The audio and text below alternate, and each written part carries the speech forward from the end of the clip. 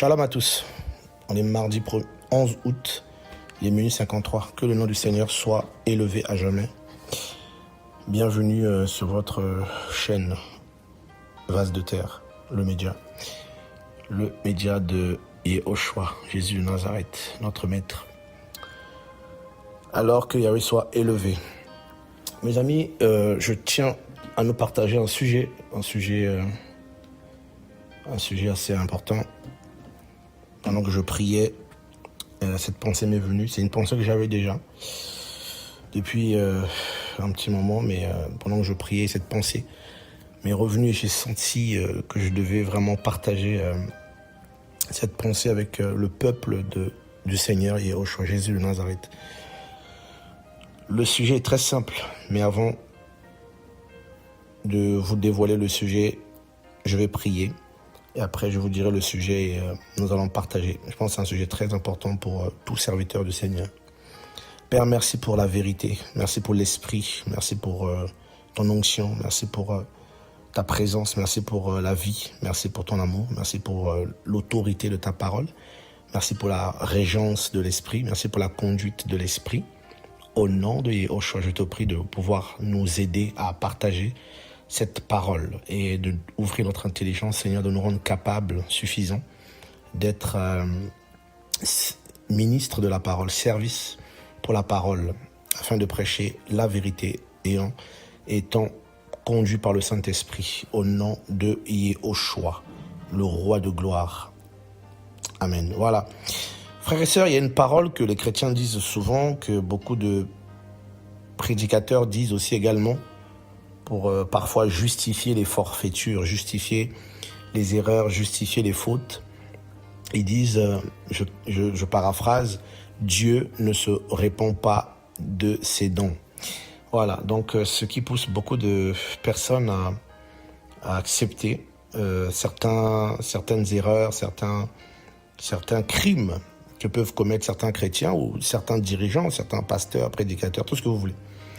Notre maître Elohim a appelé Abraham, parce que on prendra ce passage tantôt, parce que il y a quand même deux volets que je voulais quand même souligner, parce que souvent les gens qui disent ça, d'autres disent oui que en gros, le Seigneur ne se répand pas de ses dons. En gros, si un prédicateur ou un chrétien ou un chantre commet des méfaits, pêche, le Seigneur continue à l'utiliser, en gros, parce qu'il a des dons, parce qu'il est appelé, donc il peut voler, il peut coucher avec les femmes d'autrui, il peut prendre l'argent des gens, il peut faire n'importe quoi, il peut marcher sur le peuple du Seigneur, il peut utiliser les choses du Seigneur pour sa propre gloire. On dit, de toute façon, le Seigneur l'a appelé. Dans la parole, il y a un passage, le Seigneur disait, je crois que c'était Ésaïe 29, où le Seigneur disait que ce peuple honorait de lèvres, mais son cœur était éloigné, et que Yahweh les frapperait par des prodiges, et que la parole du Seigneur sera pour eux précepte par précepte. Et c'est ce qui nous arrive également, nous autres chrétiens, qui avons atteint les temps de la fin. Et c'est malheureux. Et souvent, il est vrai que les gens, quand le Seigneur appelle un homme, comme le Seigneur a pu me l'enseigner à travers une personne il y a quelques jours, c'est vrai en plus, c'est que des fois, il y a des effets de la parole. D'accord? Quand on prêche l'évangile, les démons, ils n'aiment pas la parole. La parole du Seigneur, elle est puissante, donc il y a des effets de la parole. Lorsqu'on prêche l'évangile, il y aura des dons spirituels qui vont se manifester. Effectivement, certaines personnes peuvent dire, parce que je prêche, les dons se manifestent, le Seigneur est avec moi. Alors que des fois, non. Des fois, on a des problèmes. J'ai vécu ça, moi, de mon propre témoignage, dans ma vie chrétienne, de prédicateur, de serviteur du Seigneur. Il m'est arrivé à des moments où je n'avais plus vraiment à cœur de prendre soin de ma relation avec le Seigneur. Il y avait une grande négligence. Et, limite, il m'a fallu peut-être même, faut dire, l'apostasie en réalité. Et je prêchais toujours et l'onction se manifestait. Mais quand je rentrais chez moi, mon cœur, j'avais abandonné ma relation avec le Seigneur. C'était la distraction totale. Mais ça m'interpellait, mais sans m'interpeller en même temps, parce que tu t'endurcis après. Et le Seigneur a commencé à m'entamer bien comme il faut pour me ramener en fait à lui. Et les gens vont te dire Amen, Alléluia, tout ça. Bien sûr, cela peut arriver. Mais souvent, ça arrive aussi aux gens qui, malgré, ils aiment le Seigneur. C'est pas des gens qui vont aller faire des choses, voilà, et puis ils vont prêcher tout ça, et puis voilà. Donc il y a les effets de la parole et il y a la présence du Père. Faites attention à l'onction qui peut accompagner quelqu'un lorsqu'il prêche, il fait le service. Parce que ce sont des capacités qui lui est données à cause de l'appel, à cause de la parole qui est prêchée, souvent à cause du peuple qui vient, parce que le peuple qui est là a des besoins, a des attentes envers leur Elohim. Donc le Seigneur répond à cela. Et ça, c'est quelque chose que beaucoup ne comprennent pas dans le service. Et beaucoup ne réalisent pas ces choses-là. Parce que le Seigneur répond d'abord aux besoins de son peuple. Il n'est pas là pour glorifier notre ministère ou notre capacité à chanter voilà, parce que je chante, quand j'ai chanté, quelqu'un a été saisi. Ne pense pas que c'est à cause de toi. Des fois, non. C'est à cause, des fois, de ce que le Seigneur veut faire dans la vie de la personne. J'ai vu des gens prêcher l'évangile. Le Seigneur faisait des choses, mais ces gens-là n'avaient pas une vie droite. Est-ce que ça veut dire que le Seigneur était avec eux? Non. Parce que quelqu'un qui est au fond là-bas, qui prie, le Seigneur le visite. Les gens vont dire, parce qu'il y a un prédicateur. Non, des fois, on associe l'œuvre de l'Esprit à la présence d'un prédicateur ou à la présence de quelqu'un, ou d'une prédicatrice, ou d'une chantre, ou d'un chantre, ou tout ce que vous voulez. Et souvent, ça nous a créé beaucoup de problèmes et beaucoup de confusion. Et mes amis, le Seigneur nous enseigne de plus en plus, surtout, à garder la relation avec le Seigneur, la relation, l'intimité, c'est au niveau du cœur. Quelqu'un qui perd cette intimité, il peut travailler parce qu'il est appelé à servir. Donc il y a une onction qui va avec. Parce que voilà pourquoi je voulais qu'on partage sur ça. Parce qu'il y a une dualité quand même, il faut bien comprendre les choses. Il y a des personnes le Seigneur va les interpeller. Il va les interpeller. Et la présence du Père se retire. J'ai déjà expérimenté la présence du Père et l'onction du service.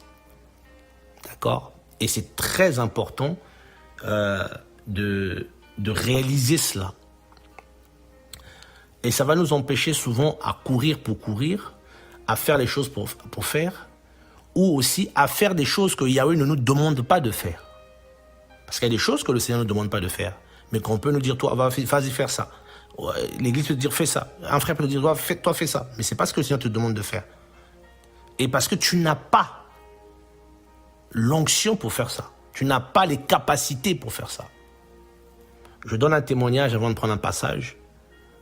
Vraiment, ce message, c'est pour les enfants du Seigneur, pour le peuple du Père et pour les services que le Seigneur a établis dans son royaume. Voilà.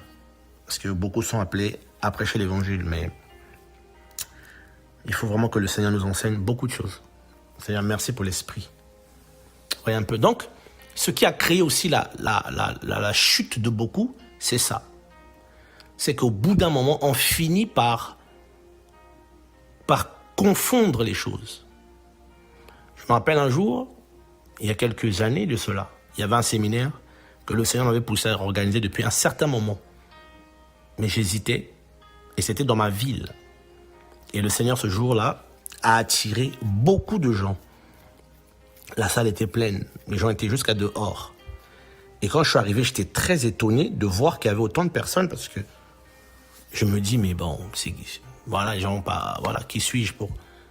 Mes amis, et pendant que je prêchais, voyant toute cette foule, à la fin de mon message, dans mon cœur, je dis, Seigneur, donc il ne va rien se passer là, tu ne vas même pas faire quelque chose, toute cette foule-là, et puis même pas tu t'es manifesté.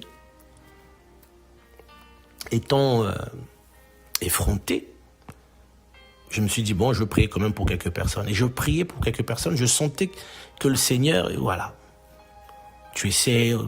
Et à un moment, l'Esprit me dit, as-tu fini de faire ton ministère? Et il m'a dit, je veux te montrer quand c'est toi qui fais et quand c'est moi qui fais.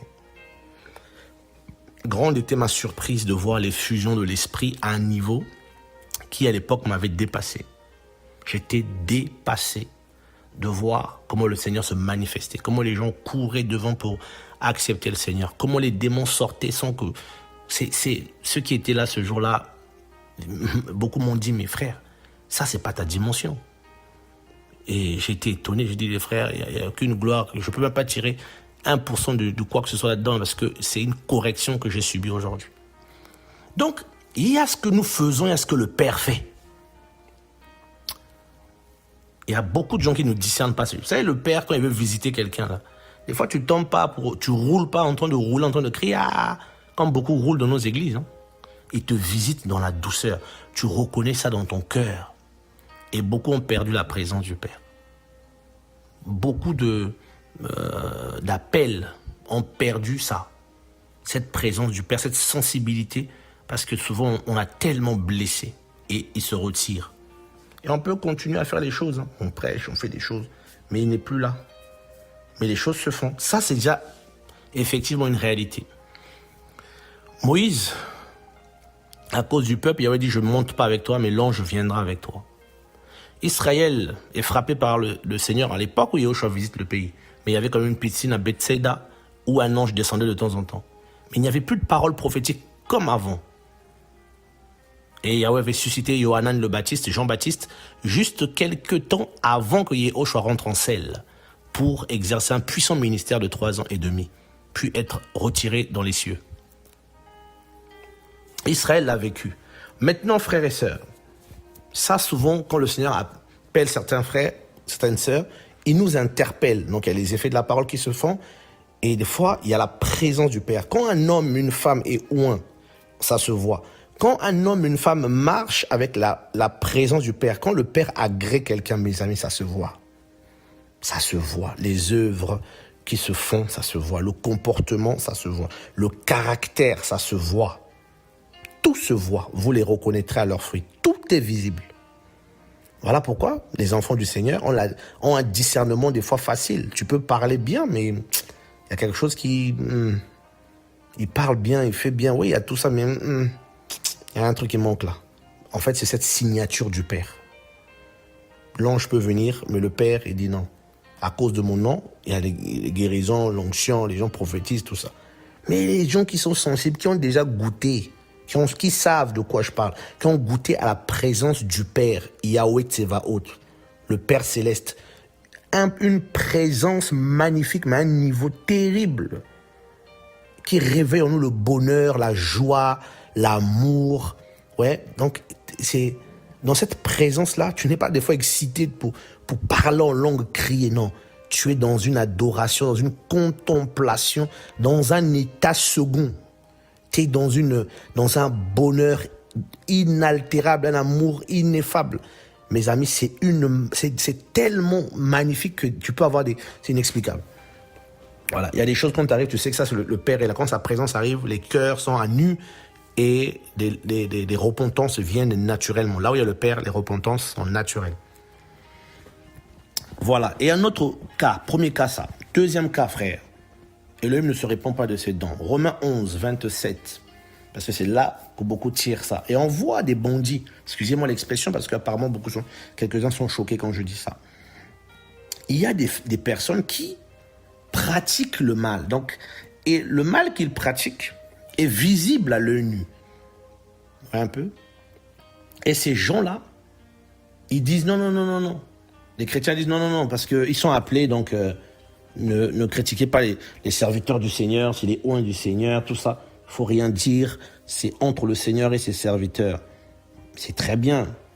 Donc ils aillent régler les histoires entre le Seigneur. S'ils viennent dépouiller les enfants des gens, s'ils viennent dépouiller les chrétiens, ils viennent dépouiller les églises, s'ils viennent violer les gens dans les églises, s'ils viennent faire du mal aux gens, frère, c'est plus entre le Seigneur et eux. Ça devient, parce qu'il y a des victimes, il y a des problèmes qui se créent. Et dans ce cas-là, vous allez dire que le Seigneur va s'associer au péché des gens, aux impies, pour leur donner des capacités à manipuler les gens? Non. Non. Des gens qui pratiquent le péché volontairement, des gens qui détruisent les âmes, les gens qui contrôlent les âmes, les gens qui s'accaparent des vies, s'accaparent des foyers, des maisons, s'accaparent des bourses des gens, s'accaparent des âmes, qui s'accaparent, mes amis, tellement de choses, et qui détruisent les foi des humains, qui renversent des familles. Mes amis, ce n'est pas Yehoshua, Jésus de Nazareth, le grand roi, qui vont dire oui, il ne se répand pas de ses dons. Non, ça, ce n'est pas biblique. Ce n'est pas biblique du tout. Parce que le Seigneur ne s'associe pas au mal. Quelqu'un qui détruit des personnes, non. Le Seigneur peut interpeller ses serviteurs, mais quand ces serviteurs, soi-disant, là, se perdent et décident de suivre l'égarement, le chemin de l'égarement, Yahweh se retire. Nous sommes dans Romains 11, 29. Car les dons de grâce et l'appel d'Élohim sont sans regret. Là, c'est la version de la Bible de Yehoshua. Dans la version de lui, selon il est écrit, car Dieu ne se répand pas de ses dons et de son appel. Et beaucoup disent, ah, vous voyez, donc le Seigneur, il a donné les dons, l'appel, ça veut dire que Elohim, quand il donne, il se répond pas. Donc même si tu fais n'importe quoi, il va continuer à t'utiliser quand même. Non. Et les gens ont dit, oui, mais regarde, Satan a péché, et il est sorti du ciel, il est venu avec les dons. Mes amis, attention, Satan n'est pas un humain, Satan est un ange. Vous savez ce que c'est d'être un ange? Nous, les humains, on a des capacités. Même quand on pêche, on garde nos capacités, on garde nos mains pour tisser, pour créer, pour réparer. On a toujours le cerveau pour réfléchir. Mais c'est la même chose pour les anges. Les anges sont de composition spirituelle. C'est-à-dire que dans leur nature dans laquelle ils ont été créés, ils gardent certaines natures parce que c'est leur composition. Ils sont comme ça. Ils ont été faits comme ça. Mais ils ne peuvent plus manifester les choses qui viennent d'en haut. Vous ne verrez pas les démons manifester de l'amour. C'est impossible parce que l'Élohim est amour. C'est un trait qui vient de lui. Vous ne verrez pas un esprit impur manifester la sainteté. C'est impossible.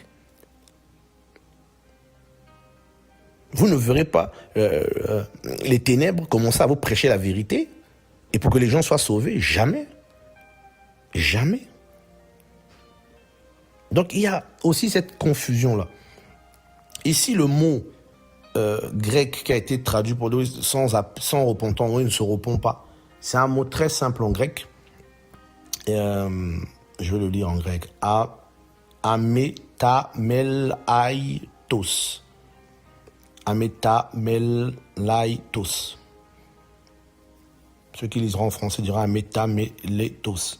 Ça veut dire sans regret aussi. Ne se répand pas. Sans regret, sans repentance. C'est simple, c'est-à-dire quand le Seigneur appelle quelqu'un, il ne se répand pas de l'avoir appelé. Il ne dit pas, ah tiens, j'ai fait une erreur de t'avoir appelé.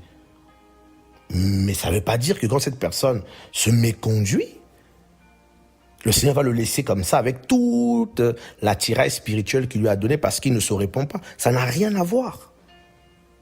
Le Seigneur ne regrette pas d'avoir appelé quelqu'un. Il est sans regret. Comme il n'a pas regretté d'avoir appelé Shimshon ou Samson, comme il n'a pas regretté d'avoir appelé Élie, Moïse. Mais c'est pas parce qu'il t'a appelé et qu'il n'y a pas de regret dans l'appel que cet appel-là, si tu commences à faire n'importe quoi, que Yahweh va dire, bon tiens, voilà. C'est comme des personnes qui disent, oui, il y a un mot qui dit souvent, certains chrétiens, ils disent, la grâce est trompeuse. Quand quelqu'un manifeste la grâce du Seigneur, cette grâce est trompeuse. Mais vous vous rendez compte de ce que vous dites? C'est-à-dire que le Seigneur donne la grâce à quelqu'un et pour que ça trompe les gens. Et puis dans ce passage, la grâce est trompeuse. Ça n'a rien à voir avec la grâce divine. Ça a à voir avec la grâce de la beauté. Et non la grâce divine. La grâce divine ne trompe personne. Et la jeunesse est comme l'aurore. Donc, la jeunesse comme l'aurore parce que ça passe vite. La grâce et la beauté, ça passe vite aussi. Vous voyez, les chrétiens ont transformé ce mot parce qu'ils ont vu le mot grâce.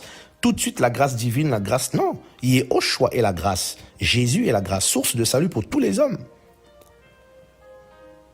Donc, il faut bien comprendre en fait les passages des Écritures pour ne pas faire dire aux Écritures ce que la Bible n'a pas dit.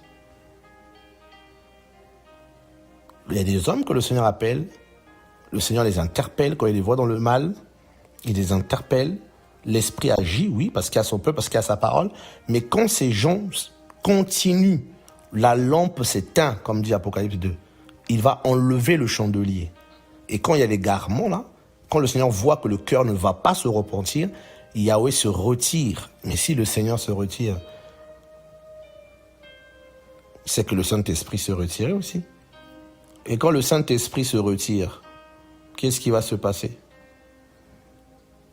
Si le Saint-Esprit se retire de quelqu'un, maintenant vous allez me dire, Paul disait, nos capacités ne viennent pas de nous. C'est Yahweh qui nous a rendus capables, suffisants. Et il nous a fait de nos ministres.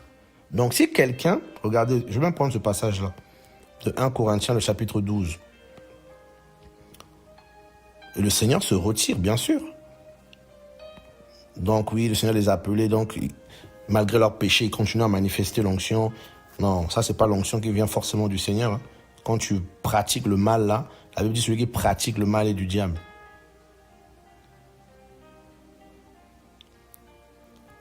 Donc on va commencer par les dons.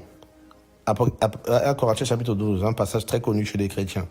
Mais pour ce qui concerne les choses spirituelles, je ne veux pas, frères, que vous soyez ignorants. Vous savez que nation, vous étiez conduits vers les idoles muettes, selon que vous étiez menés.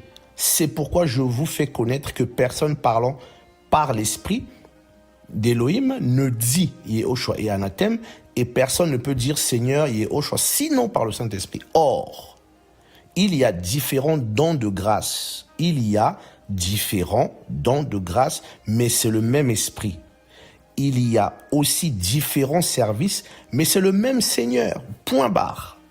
Différents dons de grâce, le même esprit, différents ministères ou encore services, le même Seigneur.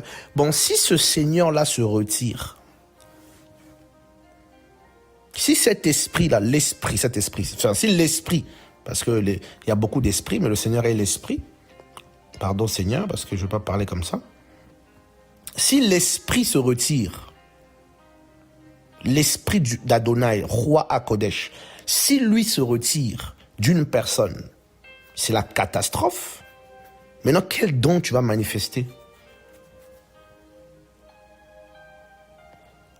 Quel don? Regardez maintenant, le verset 6.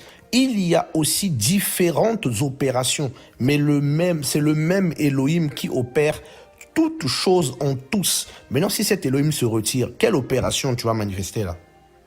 Or, verset 7, à chacun est donné la manifestation de l'esprit pour être utile. Car à l'un est donné en effet par le moyen de l'esprit la parole de connaissance. Donc vous voyez, on va pas aller plus loin parce que si vous lisez, vous allez comprendre, grâce au Saint-Esprit. Donc quand le Seigneur se retire, quand quelqu'un commence à pratiquer le péché, le Saint béni éternellement va se retirer. Le Seigneur ne collabore pas avec le mal. C'est pas possible. Donc quand on dit que le Seigneur ne se répand pas de son appel, il ne se répand pas, vraiment il fait n'importe quoi, mais il y a quand même la grâce. Qui vous dit que ça, les choses qui se manifestent là maintenant, c'est le Seigneur? Quand Yahweh dans Ézéchiel 9, 10, 11, là-bas, quand il a quitté Jérusalem, quand la gloire, Kavod Elohim, quand la gloire a quitté Jérusalem, a quitté le temple, et quand on a quitté la ville, Nebuchadnezzar a détruit le pays. Nebuchadnezzar a détruit le pays. Israël s'est retrouvé esclave, en captivité. Le temple a été ravagé, renversé. Et c'est une image très parlante, une allégorie très parlante. Parce que nous sommes ce temple aujourd'hui. Le temple du Saint-Esprit, où vit la gloire du Père. Mashiach en vous, Christ en vous, l'espérance de la gloire. Donc c'est en nous que Yahweh habite maintenant. Et si Yahweh venait à quitter nos vies, à cause du péché, des abominations, de la cupidité, de l'orgueil, de la colère, de la haine, du manque de pardon, et de toutes sortes de péchés que nous connaissons, s'il n'y a pas la repentance, mais Yahweh va partir, et il va partir avec tous ses dons. C'est pas qu'il va te le laisser parce qu'il ne regrette pas, tiens, je te laisse les dons, mais n'oubliez pas que les dons fonctionnent aussi avec le Saint-Esprit. Il nous rend capables, oui, mais par son esprit. Quand Yahweh se retire, c'est fini.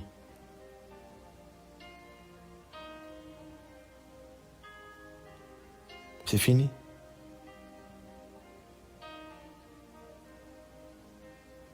Regardez un passage. Nous sommes encore dans le livre de Romains. Ce passage est un passage qui... non. Romains. Nous sommes dans Romains, le chapitre 1. à partir du verset... alors... À partir du verset 20. Le verset 20 ? Non, même 18 même, voilà. Même 18. Je vais lire au nom de Yehoshua, notre merveilleux papa. Car la colère d'Élohim se révèle du ciel contre toute impiété et toute injustice des humains qui retiennent la vérité dans l'injustice. Parce que ce qu'on peut connaître d'Élohim est manifeste parmi eux. Car Élohim le leur a manifesté. Car ces choses invisibles, mais aussi sa puissance éternelle et sa divinité se voient clairement depuis la création du monde dans ses ouvrages quand on y réfléchit pour qu'ils soient inexcusables. Parce qu'ayant connu Élohim, ils ne l'ont pas glorifié comme Élohim et ils ne lui ont pas rendu grâce. Mais ils sont devenus vains dans leur raisonnement et leur cœur destitué d'intelligence a été couvert de ténèbres. Vous voyez un peu, donc là c'est un jugement. Ils affirment être sages et ils sont devenus stupides et ils ont changé la gloire de l'Élohim incorruptible en la ressemblance d'image de l'être humain corruptible et des oiseaux et des quadrupèdes et des reptiles. C'est pourquoi, verset 24 qui m'intéresse ici, c'est pourquoi aussi l'Élohim les a livrés dans les désirs de leur propre cœur à l'impureté pour déshonorer entre eux leur propre corps. Eux qui ont échangé la vérité d'Élohim contre le mensonge et qui ont adoré et servi la créature au lieu du Créateur qui est béni pour les âges. Amen. Mes amis, ce passage est terrible dans les Écritures. Terrible. En fait, c'est un passage, c'est un jugement en même temps. Ce sont des gens qui ont connu la vérité. Ils se disaient être sages. Et ils ont changé la vérité contre le mensonge. Ils la connaissaient. Donc, ils ont connu Elohim. Et au bout d'un moment, comme je vous disais, ils ont négligé la sainteté. Ils ont méprisé le roi, qui est béni éternellement. La négligence par rapport à la relation, par rapport à l'intimité. La négligence par rapport à sa vie avec le Seigneur. Et c'est ça qui est... Ouais, un peu. Et quand le Seigneur va se retirer, la chair prend place. Parce que n'oublions jamais que celui qui retient la chair en nous, c'est l'Esprit du Seigneur. Ouais, ils ont déshonoré leur propre corps. C'est-à-dire que l'Esprit s'est retiré. Et ils ont commencé à commettre des forfaitures terribles. Quand les gens commencent à commettre des choses terribles et ils n'arrivent plus à s'arrêter, ils vont de forfait en forfait, de mal en mal, c'est que Yahweh s'est retiré. Parce que quand Yahweh est là, il y a un frein. Il y a un frein. Il y a un frein. Donc, on ne peut pas dire, oui, bon, le Seigneur est toujours là parce que, frère, il a été appelé par le Seigneur, elle a été appelée par le Seigneur, c'est un frère qui craint le Seigneur, c'est une sœur elle a fait des erreurs. Non, on voit que tu fais n'importe quoi, que tu pêches, que tu pratiques le mal. Non, il a toujours l'appel et les gens remplissent les salles des gens qui dans les vies n'honorent pas le Seigneur, qui ne prêchent pas la vérité. Mais ouais, ils prêchent la créature. Les gens sont devenus serviteurs des serviteurs d'Élohim, serviteurs des églises, serviteurs des gens, serviteurs des mouvements, serviteurs de tout. En fait, plus on doit avancer, plus on avancera en fait, plus le Seigneur va tailler nos cœurs à un niveau. Je pense les vrais enfants du Seigneur vont beaucoup souffrir de rejet, ils vont être rejetés, calomniés, blasphémés. Ils vont vivre des choses pour que les cœurs reviennent au Seigneur. En fait, le Seigneur a besoin de nos cœurs. Il a besoin de ça. Et Seigneur, je prie que mon cœur revienne à toi, moi-même le premier, Seigneur. Parce que c'est aisé de prêcher l'évangile, mais on doit nous-mêmes la vivre, être interpellés par cette parole. Seigneur, sauve-moi. Il faut que nos cœurs reviennent. Et c'est ce que moi, personnellement, je réalise de plus en plus. Je me dis, mais attends, c'est bien tout ça. C'est bien. Vous voyez, c'est nos églises, les prédications, les missions, les voyages, tout ce qu'on peut faire dans nos vies, là, c'est bien. Mais après, oh mes amis, j'ai beaucoup de pensées qui me traversent l'esprit en ce moment. Peut-être que je partagerai là-dessus. Comment ça va être?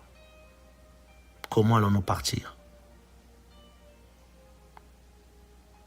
Quel sera le jour où le Seigneur va décider de nous prendre? Quel sera le jour où il va revenir? Après quoi courons-nous? Quelles sont les intentions, les ambitions? Qu'est-ce que je veux faire? Qu'est-ce que tu veux faire? Qu'est-ce que tu veux atteindre comme objectif, comme but? Qu'est-ce que tu cherches? Qu'est-ce que tu cherches? Qu'est-ce que je cherche? Vous voyez un peu. Donc, c'est une chose. Le Seigneur a fait des dons aux hommes, c'est vrai. Mais ces dons-là, les dons, les humains que le Seigneur a donnés comme dons, d'après Éphésiens 4, le verset 8 là-bas. Mais si ces gens-là deviennent des malédictions, Adam est tombé, il a été chassé du jardin, c'est clair. Ça doit nous enseigner.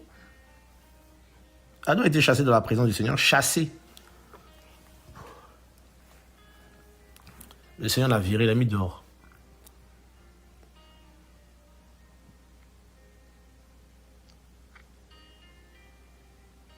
Donc il faut qu'on veille. Et on peut être... On ne peut pas parce que le Seigneur nous a appelés, et le Seigneur va... non, Seigneur, non, tu te réponds pas de tes dons, donc voilà, moi je veux faire n'importe quoi, et puis l'onction va m'accompagner, les dons spirituels. Non, il y aura un mélange. Le diable va te mélanger. Le Seigneur va se retirer. Quand il se retire, le Seigneur. Tu vas être... Paul disait quoi? On va aller prendre ce passage. Oh Yahweh, l'Élohim vivant. 1 Corinthiens. Paul disait aux Corinthiens, dans 1 Corinthiens, le chapitre 9. Alors.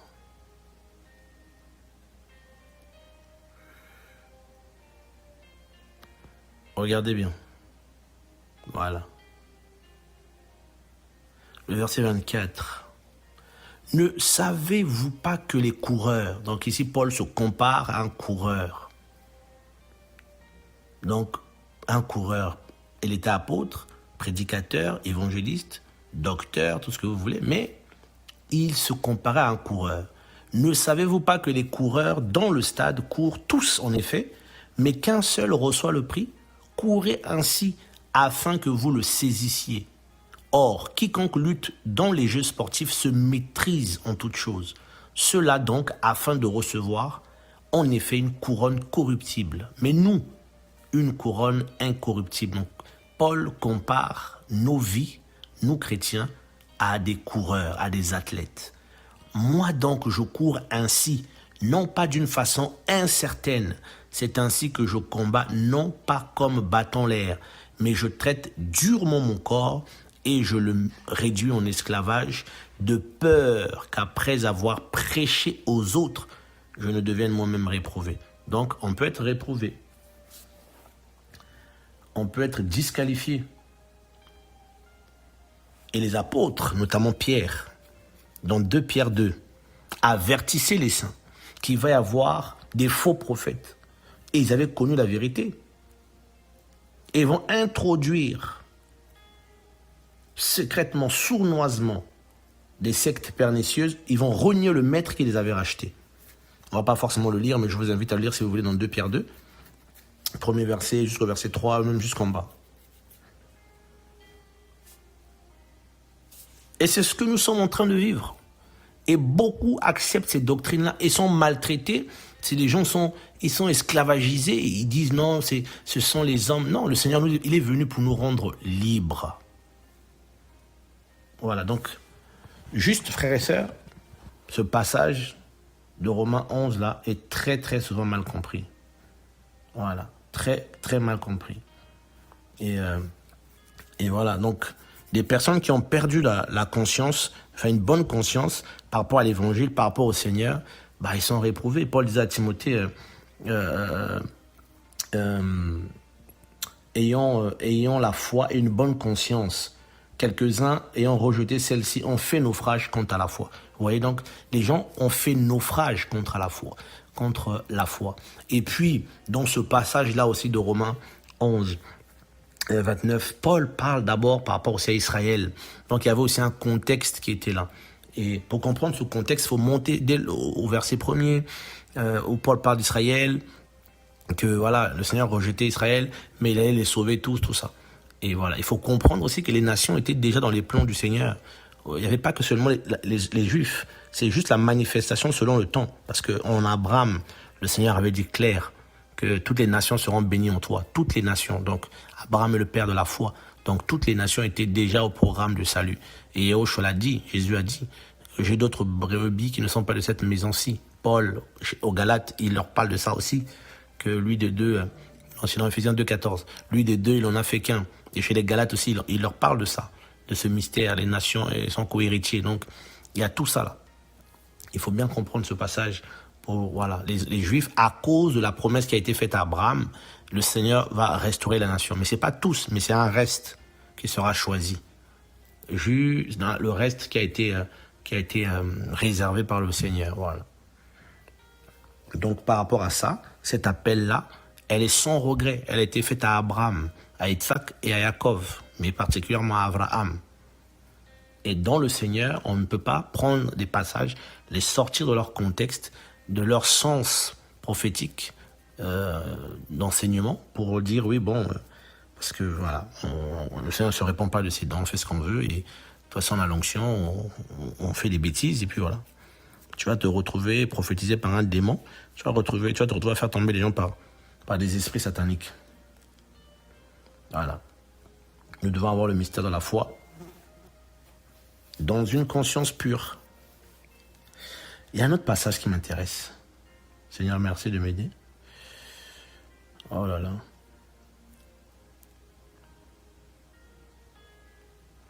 Je crois que c'est dans Hébreu. Ouais, je vais Hébreu c'est Hébreu le chapitre 6. Hébreu, oh là là. Alors, Hébreu 6. Regardez ici.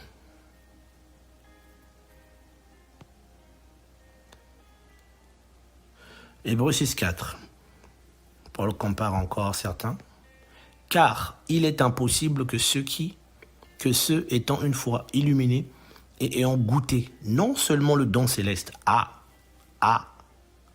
car il est impossible que ceux étant une fois illuminés, donc éclairés, donc ils ont reçu l'illumination. Ils ont reçu l'illumination. Donc, ils ont reçu la vérité simplement. Et c'est ce que tout à l'heure on a pu voir. Hein. Donc, voilà, ils ont été éclairés, tout ça. Ils ont reçu l'évangile de la vérité. Ils ont reçu Mashiach, Yehoshua. Et donc, ils ont goûté le don céleste.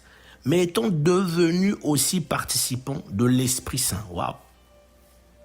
Et ayant goûté la bonne parole d'Élohim et les puissances de l'âge imminent. Vous voyez, on parle ici du don céleste, participants du Saint-Esprit. Donc, c'est des gens qui sont appelés à participer aux œuvres du Père, comme la parole le dit dans Éphésiens 2. Ils ont goûté à la bonne parole d'Élohim et les puissances de l'âge imminent. Les puissances, ils ont goûté. Et étant tombés, tomber à côté d'une personne ou d'une chose, glisser de côté, dévier du droit chemin, se détourner et errer. Donc vous comprenez que si quelqu'un se détourne après avoir goûté au don céleste, à la participation avec l'Esprit du Seigneur, à la bonne parole, aux puissances de l'âge imminent, et s'il tombe, s'il se détourne, de les renouveler de nouveau. Non, on ne peut plus les renouveler pour la repentance. Crucifiant pour eux-mêmes le Fils d'Élohim et l'exposant à une disgrâce publique. Waouh! Car la terre qui boit souvent la pluie qui vient sur elle et qui produit des herbes utiles à ceux par qui elle est cultivée participe à la bénédiction issue d'Élohim. Vous voyez un peu? Mais porte-t-elle des épines et des chardons, elle est réprouvée et proche de malédiction. Elle portait des herbes utiles pour la bénédiction. Mais d'un coup, Elle porte maintenant des épines et des chardons. Elle est réprouvée et proche de malédiction. Donc le Seigneur peut réprouver, comme Paul pouvait dire, il ne voulait pas être réprouvé.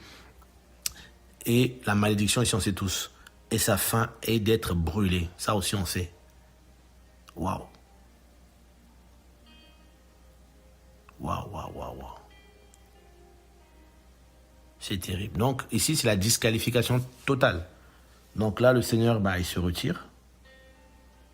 Et on est perdu. Voilà, simplement. Quand Yahweh se retire, on est perdu. Et vous allez voir des gens, ils vont commencer. Ça se ressent, vous allez voir que c'est plus comme avant. Il y a un mélange. Quand ils parlent, ceux qui ont le discernement vont sentir qu'il y a quelque chose qui ne va pas. L'esprit n'est plus là. Ça commence à transpirer, commence à parler n'importe quoi, n'importe comment. Commence à faire rire les gens. Ça devient du one-man show. Et même quand on peut prendre des thèmes, on peut les traiter, mais il n'y a pas de puissance, il n'y a pas l'esprit.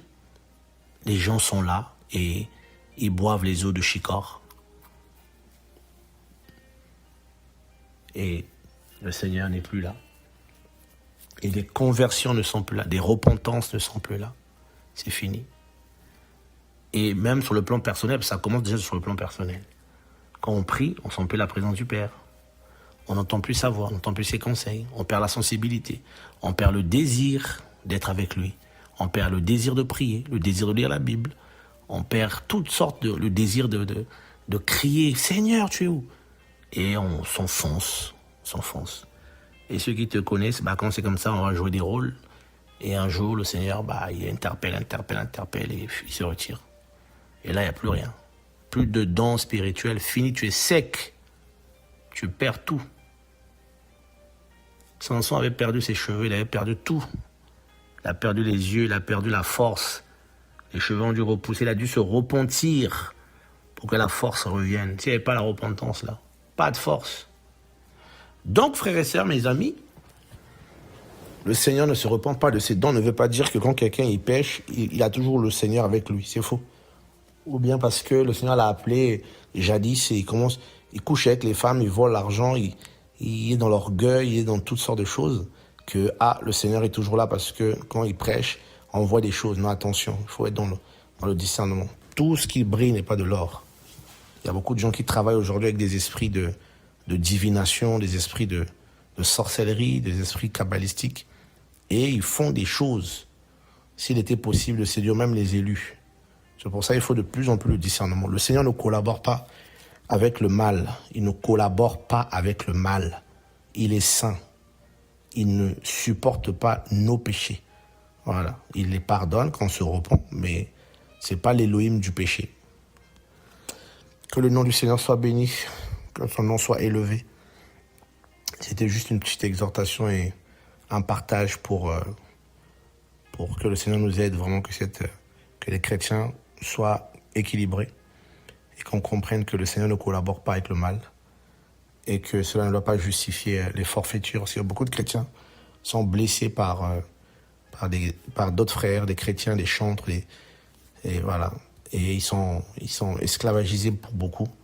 Et ils se disent, parce que ce sont des oints du Seigneur, parce que le Seigneur les a appelés, parce que hier le Seigneur les a utilisés, c'est-à-dire le Seigneur est toujours là. Non, si vous voyez que le juste ne pratique plus la justice, c'est le mal, Elohim n'est plus là.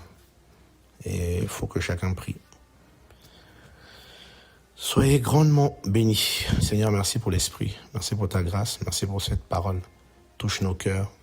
Sanctifie nos vies. Pardonne nos péchés. Restaure notre communion avec toi, Seigneur, je t'en prie. Parce que ton retour est imminent. Aide-nous à grandir dans la foi, à grandir dans cette onction que tu nous as confiée, afin de parler de ta part au nom de Yahushua. Amen. Paix et grâce à l'assemblée de Yahweh.